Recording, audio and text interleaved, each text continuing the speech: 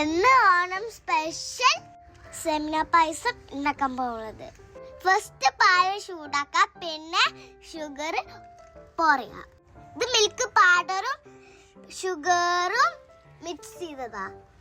അത് കുറുക്കിട്ട് flame off ആക്കാം. ഇത് സ്മോൾ സേമിയാണ്. ഇത് എല്ലാ ഷോപ്പിലുണ്ട്. പിന്നെ ബദാം ക്രഷ് ചെയ്ത് വറുത്തിക്ക. സെയിം പാനില് സേമിയ റോസ്റ്റ് ചെയ്യുക. റോസ്റ്റ് ചെയ്ത സേമിയ തലച്ച് കുറുകിയ മിൽക്കിലേക്ക് ഒഴിക്കാം.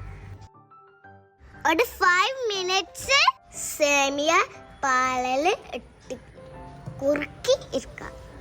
കുറച്ച് ഗീ ഒഴിക്കുക, പിന്നെ സെർവ് ചെയ്യുക. Please like and subscribe.